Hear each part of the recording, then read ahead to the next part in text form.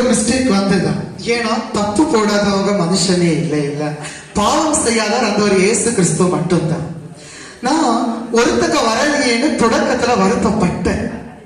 ஆனா தேவன் எனக்காக அவரை வரவிடலையோ, ஏன்னா இரண்டாவதாக தவறை திருத்த எனக்கு ஒரு வாய்ப்பு தந்திருக்காருல்ல.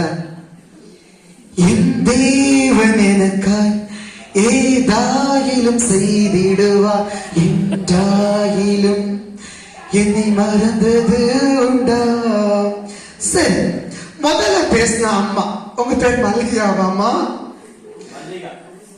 மல்லிகா. ஓகே, நீங்க சொன்னீங்க பழைய ஏற்பாட்டுல எல்லாம் சொந்த புருஷனுக்கு கீழ்ப்படிவதே இல்ல, புதிய ஏற்பாட்டுல தான் அன்பை சொல்லி கொடுத்திருக்காரு, புதிய ஏற்பாட்டுல தான் கீழ்படுகிறாங்கன்னு சொன்னீங்க. அப்படியாமா? இன்னைய காலத்துல புதிய ஏற்பாட்டை பின்பற்றி வாழ்றவங்க தான். கடந்த நாட்கள நியூஸ் வருது, 2 பிள்ளைகள், அந்த 2 பிள்ளைகளை கள்ள காதலனுக்காக வெட்டி கொலை செய்து கணவனுக்கு விஷம் வைத்து கொன்னு, இது ஒரு நாள் 2 நாள் அல்ல, தொடர்கதையாக நியூஸ்ல வந்துட்டே இருக்குது. அதை செய்தது ஒரு கிறிஸ்தவ பெண். இதுதான் புதிய ஏற்பாட்டுல நீங்க பார்த்து தெரிந்ததுதான். இது பழைய ஏற்பாடுல இருக்கா, புதிய ஏற்பாடுல எழுதி இருக்கா? புதிய ஏற்பாடை பார்த்து வாழ்ற ஒரு கிறிஸ்டின் செய்த நிலை. இன்று புதிய ஏற்பாட்டை கற்று ஒரு கிறிஸ்தவன் செய்த ஒரு விஷயத்தை நான் சொல்றேன். ஏன்னா அவங்க வாழ்ந்துடுறாங்கல்ல, இன்றைய வாழ்க்கையில புதிய ஏற்பாடு தான் தேவை அப்படின்னு. ஆனா புதிய ஏற்பாடை நம்பி இருந்தா ஏன் பாவம் செய்யறாங்க? பாவம் செய்யும் ஆத்துமா சாகணும் கூட அவங்களுக்கு தெரியாதா?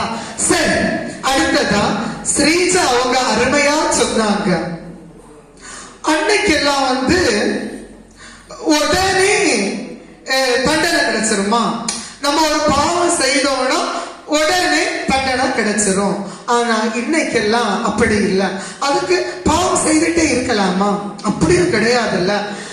நடுவரையா நான் உங்களிடம் ஒன்றை கேட்கிறேன். வேதாகமத்துல கடினமான உணவை உண்ணுபவர்கள் ஏற்றுக்கொள்ளப்படுகிறார்களா? பால் போன்ற பிள்ளையை போன்ற லகுவான உணவை உண்ணுகின்றவர்கள் ஏற்றுக்கொள்ளப்படுகிறார்களா?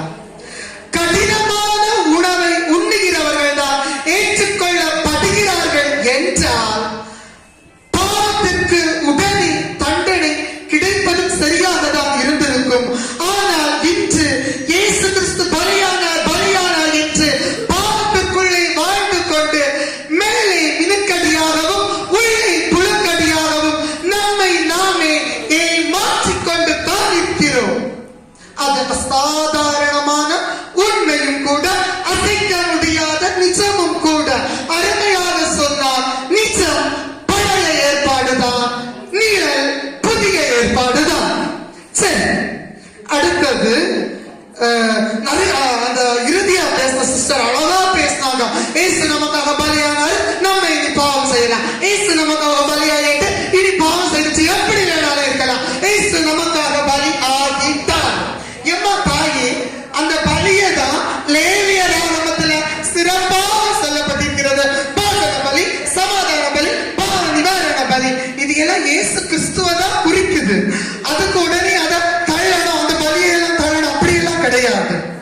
இன்னுமா பாவ மன்னிப்பு புதிய ஏற்பாட்டுல தான், பழைய ஏற்பாட்டுல இல்லவே இல்லை அப்படின்னு அடிச்சு பேசினாங்க அந்த 3வது பேசின சகோதரி. அதுவும் ஏசாயா 53:4-5 வசனத்துல நம்முடைய பாவங்களுக்காக கொடுக்கப்படுவார் என்பது புதிய ஏற்பாட்டில் அல்ல. புதிய ஏற்பாட்டில் அல்ல, பழைய ஏற்பாட்டிலே துவக்கத்துல சொல்லியாச்சு.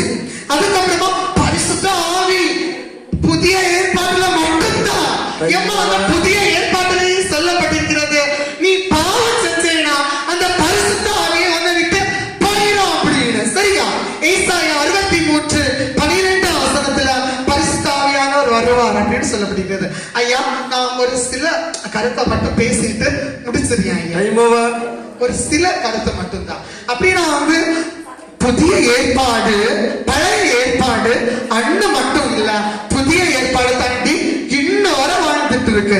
சிருஷ்டிப்பு இன்னைக்கும் மனுஷன் புதுசா உருவாக்கிட்டு தான் இருக்கிறான். ஆதியாகமம் 1 முதல் 2 வரை மனிதனின் வீழ்ச்சி, இன்றைக்கு மனிதர்கள் வீழ்த்து கொண்டே இன்னும் எனக்கு அதிகமா பேசலாம், ஏன்னா டைம் கிடைச்சா நான் பேசுவேன். காலத்தின் கட்டாயம் எண்ணி நான் என் உரைய முடிக்கிறேன். நான் துவக்கத்துல ஒரு தவற போட்டேன், ஆனால் எனக்கு தேவன் ஒரு வாய்ப்பை கூட தந்திருக்கிறார்.